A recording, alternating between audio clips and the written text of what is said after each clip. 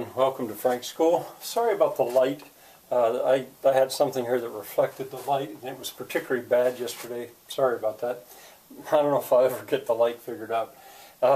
Another thing I wanted to say about yesterday, I was saying that you could tell good singers by how wide open their mouths were. Something occurred to me funny. When I was putting my choir together, I was always looking for people to sing, find singers, and I'd tell them, "Oh, I'm sure you can sing. Just come and try it." And this one guy said to me, I won't name him, but he said, "I'm not a good singer." And I said, "Oh, that's okay." And he said, "But I make up for it by singing very loud." And it shut me right down. I never asked him again. He knew what he was doing. Now you're going to get one for free here. This is an Advent calendar of hymns. And this is not a hymn. I didn't actually write the name of it up here. But I ended up thinking of it because I was saying that the one yesterday was French. Angels We Have Heard on High. It was French. That's the connection. Well, there's a French composer, Daquin. He was an organist and a composer. And this is a Q-U-I-N, Daquin. And if you want to go on a search, you can find this, and I'll give you at least one link for it. He wrote a series of Noels, 12 of them, I think, and Noel number 10 was performed by a famous organist, E. Power Biggs. I'm going to give you all these names. I don't care. I mean, search them if you have academic interest here. At the end of the line, there's some very good music. He was a famous organist, and I was surprised to see that he was Cambridge, Massachusetts. Well, that's where Harvard was. This is in the 20th century. And I thought, maybe that's the reason I know about this. I couldn't figure out, well, why do I know about this? That's why I searched it so much. Well, it was arranged for voices by Robert Decormier, another real big name. And somewhere on YouTube, I found it yesterday, but I could not find it again. There is the piece being played on the organ. It's a famous organ piece, is the thing. And the singers are the Gregg Smith Singers. That also is a really big name. Now, if you want to find the piece, it's Grand Jeu.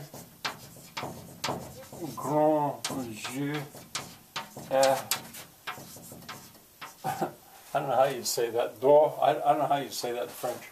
Grand Jeu et do. And if you put that in there along with Daquin, you'll find lots of versions of it. And it's delightful. The story could go on, actually, because this arrangement was done in 1968, which I finally have. It's a photocopied arrangement of it. And by 1968, I was leaving Harvard, so I wondered, how did I know about this? And I think it was on an album, I think.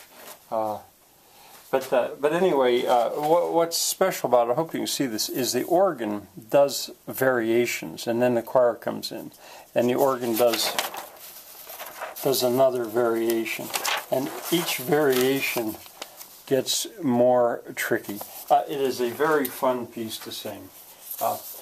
And so I guess the one other thing I'll tell you about Daquin, here he was Jewish. Well, his family was Jewish, and I had mentioned once before that I've been so impressed with the effect of Jewish people on Western music. Well, so that was an aside, and I guess I've said enough about that. I hope you can find that.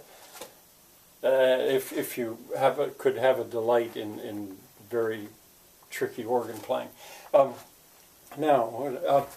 right. Now the one I want to deal with today is Angels from the Realms of Glory, and the ad hoc choir sang it for me. They knew it. I'm not certain that they knew the tune with these words, but they knew the tune. The tune's called Regent Square, and it's got other hymns are set to this tune. The tune was by Henry Smart, an Englishman, 1813 to 79. Christ is made the sure foundation. Oh, come on. Getting old, cats. You'll probably hear that again. and it's in others as well. I'm getting tired of these cats fighting all the time. Anyway, the Christmas Carol was written by James Montgomery. I don't know much about him. Here are his years, 1771 to 1854. You see, pretty far back. And the opening stanza, they sing Angels from the Realms of Glory. Angels from the realms of glory, wing your flight o'er all the earth. Ye who sang creation's story, now proclaim Messiah's birth.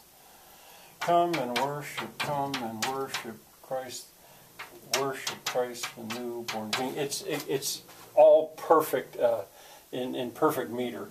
It's dactylic with sometimes with feminine endings. It's in 4. This would be dactylic tetrameter. These cats. I may have to go break up a fight. I did want to point out that in the second stanza, the word yonder is there. Yonder, what is it? Yonder.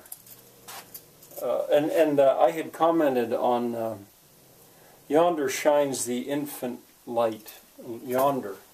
And I'd said yon virgin, yonder. I talked about that earlier.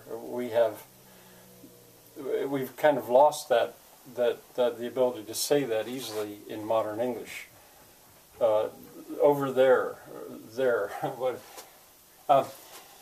Okay, what I want to diagram is it's easy. It's this sentence right here.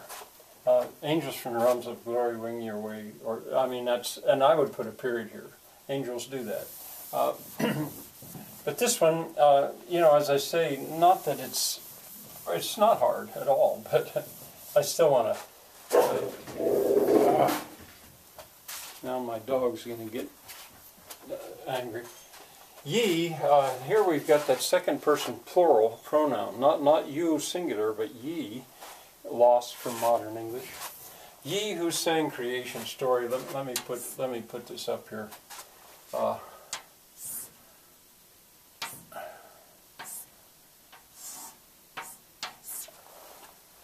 Ye who sang creation story.